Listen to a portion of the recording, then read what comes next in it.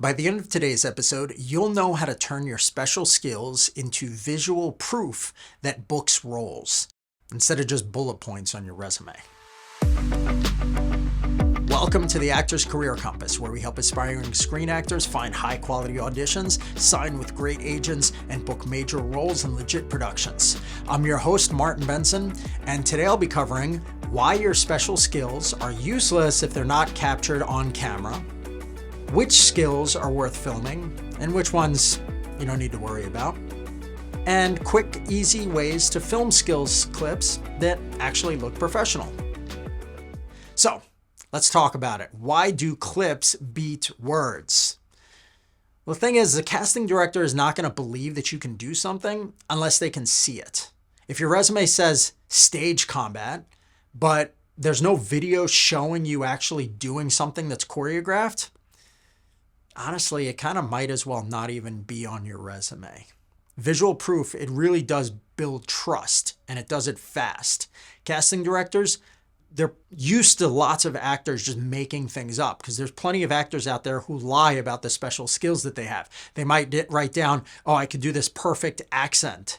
But when you actually listen to the accent, the actor thinks it's perfect, but it's not actually nearly as good as it needs to be, right? And so then casting directors, they just start to not trust those skills anymore if they can't see visual proof. So, which skills should you make clips for? Well, anything physical, first off, like fighting or dancing, or even some sports, if it's something that requires like very specific skill set, firearms training, instruments, right? If you could play some sort of instrument, you want to show a visual of you like being able to play piano, because it's good to show how good you are. So put something complicated on there. And of course, as I said earlier, accents.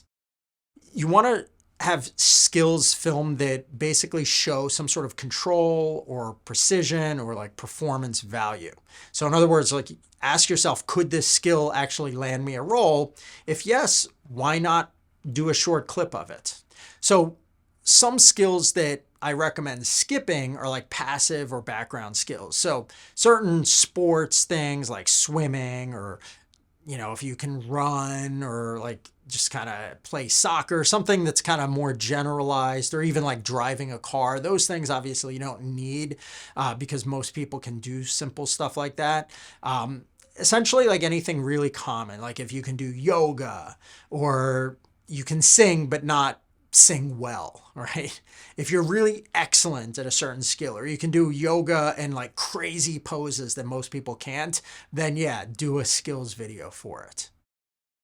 So how do you film these skills clips? Well, if possible, use your self-tape setup. So if you're going to be singing, then yeah, do it on your background with your professional lighting and good quality sound.